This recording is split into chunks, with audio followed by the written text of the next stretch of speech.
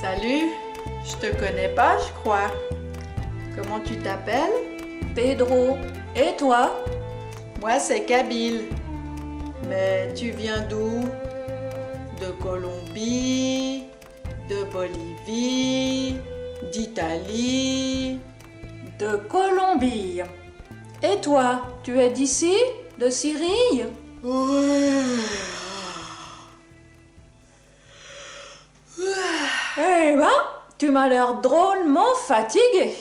Ouais. Je dors pas bien la nuit ces temps. Pourquoi? Tu es malade? Non, j'ai peur. Ah, tu fais des cauchemars. Non, j'ai peur à cause de la guerre. Il y a des gens qui tirent avec des fusils et ça fait du bruit. C'est terrible. Oh ben oui. Et tu sais, moi, j'ai aussi peur que quelqu'un détruise ma maison et puis que je doive m'enfuir au beau milieu de la nuit. Mais, et l'école alors? Tu y vas quand même? Oh, coup-ci, coup-ça, quand je peux, mais j'ai oublié beaucoup de choses. Et puis, j'aime pas trop y aller, tu sais. Parce que quand je donne une mauvaise réponse dans ma classe, il y a tout le monde qui se moque de moi. Oh, ça c'est pas sympa. Eh ben non. Et par contre, le samedi, moi, j'ai une autre école où j'aime bien aller. L'école, le samedi. Ouais, c'est une école qui a lieu dans une église. Mais l'église, c'est le dimanche. Ah ben oui, mais là, c'est pas l'église, c'est l'école du samedi. Et il y a des enseignants très gentils qui nous aident à apprendre nos devoirs. Et ils ne se moquent pas? Non, on n'a pas le droit de se moquer. Et tu sais, moi j'aime bien y aller parce qu'ils nous ont même appris qu'on devait s'excuser si on a dit quelque chose qui n'était pas gentil. Alors moi, le samedi, je cours pour arriver le premier à l'école. Ça m'a l'air drôlement bien. Ouais.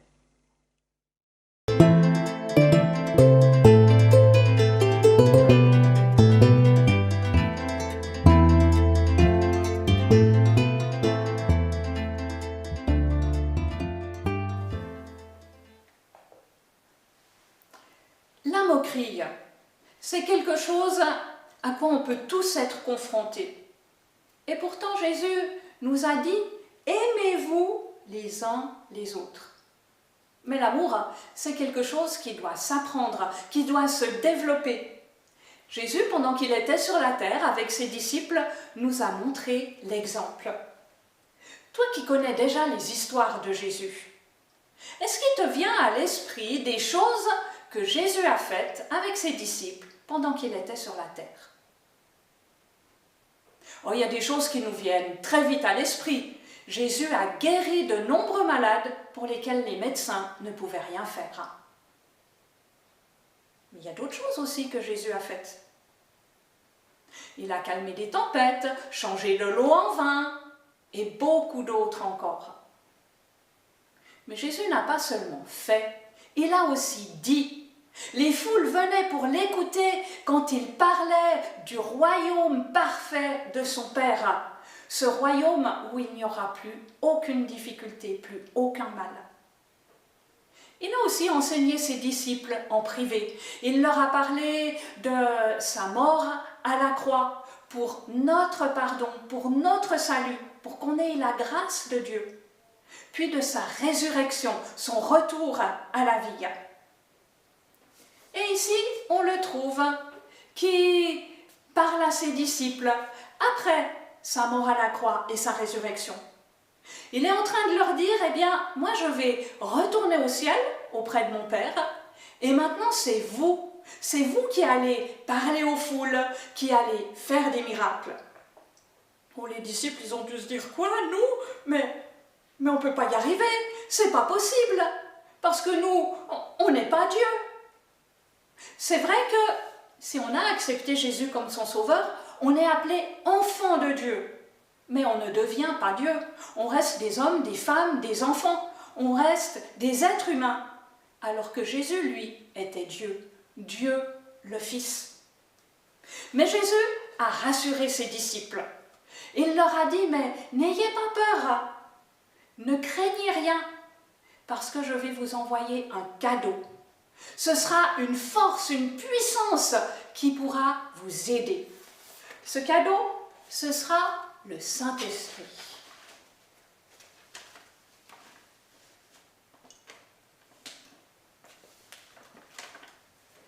Puis, Jésus est retourné au ciel et les disciples sont allés dans la ville de Jérusalem. Ils se sont enfermés dans une pièce, pas tout seuls. La Bible nous dit qu'ils étaient environ 120 et ils ont attendu que Jésus accomplisse sa promesse. Ils n'étaient pas inquiets, ils savaient que Jésus allait tenir parole. Dieu tient toujours parole. Tout ce qu'il nous promet dans la Bible, eh bien, il l'accomplit. Rien ne peut l'empêcher d'accomplir ce qu'il dit. Mais les disciples n'ont pas attendu en se tournant les pouces. Non, la Bible nous dit qu'avec d'autres personnes, ils priaient. Sûrement qu'ils louaient Dieu. Et même si ce n'est pas écrit dans la Bible, moi je pense qu'ils étaient en train aussi de se préparer. De se préparer pour quand ils auraient reçu le Saint-Esprit. C'était pas le moment où le Saint-Esprit arrivait de se dire « Ah ben alors, qu'est-ce qu'on va faire? Comment on va s'y prendre ?» Non, ils se répétaient tout ce que Jésus leur avait enseigné pour être prêts à le transmettre plus loin. Et ils ont eu 10 jours pour se préparer. Le 10e jour, il s'est passé quelque chose d'extraordinaire, ou même plusieurs choses. D'abord, dans leur pièce qui était pourtant bien fermée, ils ont entendu le bruit d'un grand vent qui se mettait à souffler. Mais pourtant, rien ne bougeait, il n'y avait pas de vent.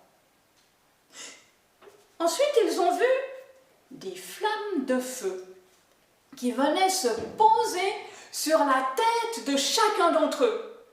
Aïe! Mais non, ce n'est pas ce qu'ils sont en train de crier, parce que c'était des flammes de feu, mais qui ne brûlaient pas. Vraiment bizarre. Un bruit de vent sans vent, des flammes de feu sans feu. Mais ils ont compris ce qui se passait, qu'ils venaient de recevoir le Saint-Esprit, cette aide que Jésus voulait leur fournir. Jésus leur avait dit, cette aide, ce sera une force. Une force, ça ne se voit pas. Tu peux savoir que j'ai de la force si je soulève quelque chose de très lourd, mais ma force elle-même, tu ne la vois pas. C'est ce qui se passe avec le Saint-Esprit. C'est une force qu'on reçoit, mais qui ne se voit pas. Alors Dieu voulait que les disciples comprennent bien qu'ils l'avaient reçu. C'est pour ça qu'il a permis le bruit de ce vent, ces flammes de feu qu'ils voyaient sur leur tête. Et ainsi ils ont été sûrs, maintenant on a reçu l'aide promise par Jésus.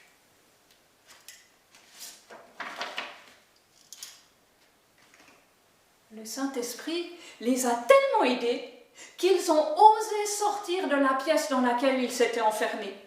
Ils s'étaient enfermés là parce qu'ils avaient peur que les soldats qui avaient déjà arrêté Jésus ne viennent les arrêter et leur faire aussi du mal. Ils n'ont plus peur. Les voilà qui sortent dans la rue. Et dans la rue, oh là là, il y en avait du monde, parce que c'était jour de fête à Jérusalem, Pentecôte. Étaient venus à Jérusalem des Juifs qui venaient de plein de pays différents, et qui donc parlaient plein de langues différentes. C'est comme si maintenant on était réunis et que tu parles l'italien, l'espagnol, le portugais, l'anglais, l'allemand. Eh bien là, les disciples, qui eux venaient tous d'Israël, qui parlaient tous l'araméen, se sont mis à parler et chacun les comprenait dans sa langue. Moi, je te parle français maintenant. C'est comme si tout d'un coup, tu me comprenais en italien, en espagnol, en portugais. C'était cela, l'aide rendue possible par le Saint-Esprit. Et comme les gens s'étaient réunis autour de cette maison, eh bien, c'était l'occasion de leur expliquer ce qui se passait. Dieu avait fait en sorte que le bruit du vent ne s'entende pas seulement dans la maison, mais aussi à l'extérieur. Et ainsi, tout le monde était venu vers cette maison. Alors un des disciples, Pierre, a pris la parole et il a fait un long discours. Et tout le monde arrivait à le comprendre. Alors ce long discours, on ne va pas le lire dans la Bible en entier, mais on va retenir 2 choses qui sont encore des bons conseils qu'on peut recevoir aujourd'hui. Pierre, il a expliqué aux gens, mais vous savez ce qui se passe en ce moment, ça ne vient pas de nous. C'est Jésus qui nous a envoyé le Saint-Esprit comme aide. Oui, oui, ce Jésus que nos chefs religieux ont fait arrêter et qu'ils ont condamné à mourir cloué sur une croix, comme si c'était un malfaiteur, quelqu'un qui avait fait du mal. Mais Jésus n'a jamais rien fait de mal. Mais c'était le plan de Dieu. Le plan de Dieu pour nous faire grâce, pour nous sauver. Parce que nous aussi, on a des problèmes avec le péché. Tout ce qu'on fait qui désobéit à Dieu, on vole, on ment. Alors Jésus a accepté d'être puni à notre place. Alors maintenant, il faut vous convertir, reconnaître que vous avez ce besoin d'un sauveur, de Jésus. Et vous convertir, croire qu'il est le seul qui puisse permettre de recevoir la grâce de Dieu et de marcher en paix avec lui. Et la Bible nous dit que ce jour-là, 3000 personnes ont accepté Jésus comme leur sauveur et ont commencé à faire partie de cette première église. Le Saint-Esprit, c'est une aide pour construire l'église. Alors ce n'est pas un architecte qui met des pierres les unes sur les autres pour construire un bâtiment, même si c'est vrai qu'on appelle ces bâtiments églises, cet endroit où les chrétiens se réunissent. Mais il s'agit de réunir toutes les personnes qui croient en Jésus. Elles peuvent habiter n'importe où dans le monde, venir de n'importe quel pays, mais tout ensemble, elles forment l'Église de Dieu, l'ensemble de ceux qui croient en Jésus. Mais cette Église, elle avait des choses à apprendre avec l'aide du Saint-Esprit. Ils en ont appris 4 que tu peux aussi mettre en pratique aujourd'hui. Ils ont appris à s'encourager les uns les autres, à s'entraider. Il n'y a pas le grand chef qui sait tout et qui ordonne tout, mais chacun peut lire dans la parole de Dieu et apprendre des choses et les partager avec les autres. Ils ont appris aussi à s'accueillir les uns les autres. Pas question de faire des petits clans. « Oh oui, celui-là je l'aime bien. Oh non, celui-là je ne le veux pas. Ceux-là, on les laisse de côté. » Dieu nous aime tous de la même manière, les uns les autres. Ils ont appris aussi à vivre de bons moments en paix les uns avec les autres. Ah là, on les voit autour d'un repas, mais ça peut être dans d'autres circonstances. On vit en paix sans se critiquer, sans se juger, sans se dire « Ah, celui-là, mais qu'est-ce qu'il est nul !»« Oh, puis celui-là, mais il m'énerve quand il fait ça !» Non, parce qu'avec Dieu, on apprend qu'on a tous des choses à améliorer dans notre vie avec l'aide du Saint-Esprit. Ils ont appris aussi à partager. Pas besoin d'être jaloux. « Oh, mais lui, il a plus que moi !» Ou à être égoïste. « Ah, moi j'ai ça, je te le prêterai pas, c'est à moi. » Non, Dieu il veut donner à chacun tout ce dont il peut avoir besoin. Alors cette vie de l'Église, c'est pas juste quelque chose qui se dit « moi je vais à l'Église, moi je suis de l'Église », mais c'est quelque chose qui se vit chaque jour dans notre vie. Et ainsi ça fait envie aux autres. Et la Bible nous dit que chaque jour, il y avait des gens qui venaient s'ajouter à l'Église. Parce qu'en voyant cette bonne manière de vivre, cela leur faisait envie, eux aussi, de recevoir la grâce de Dieu et d'apprendre à marcher en paix avec Dieu. Et oui, s'aimer les uns les autres, ne pas se moquer des autres, c'est chaque jour qu'on doit apprendre à faire cela.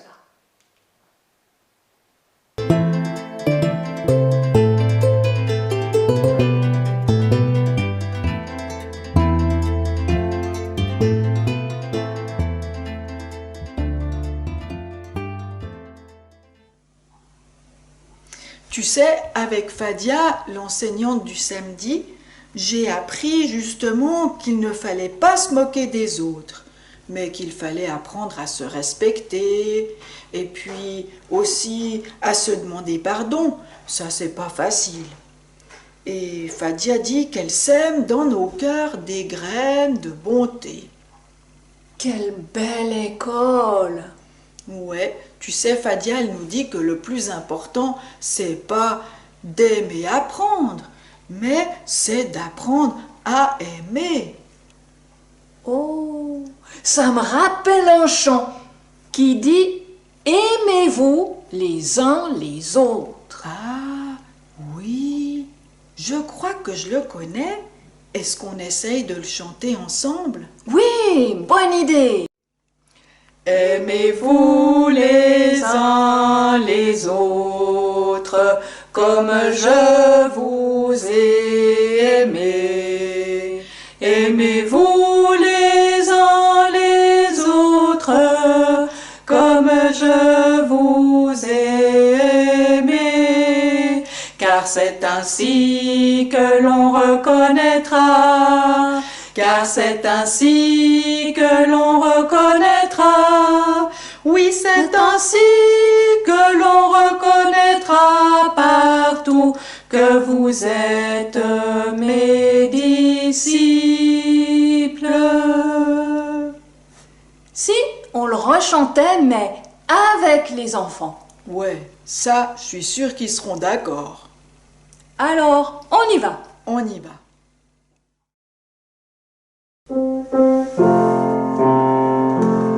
Aimez-vous les uns les autres comme je vous ai aimé.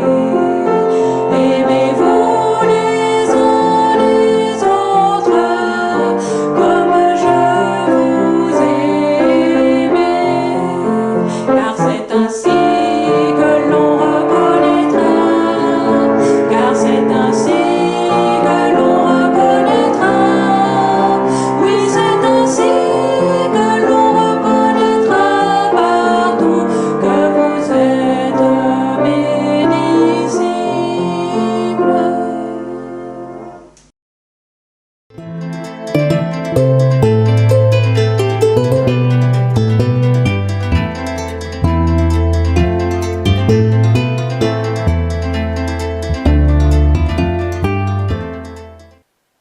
Que la grâce et la paix vous soient données de la part de celui qui est, qui était et qui vient. Apocalypse chapitre 1, verset 4. Ce texte nous est adressé de la part de l'apôtre Jean, qu'il a écrit pour tous ses lecteurs de tous les temps. Donc il nous est aussi destiné à nous. C'est une salutation. Cette salutation que Jean nous adresse commence par ces mots « Que la grâce et la paix vous soient données ». Quelle est la signification de ces mots? En parlant de la grâce, Jean pensait au cadeau immérité que Dieu nous accorde en la personne de Jésus. Jésus a choisi de venir vivre sur notre terre et de nous donner le salut qui nous évite la punition que Dieu aurait dû faire tomber sur nos têtes à cause du péché.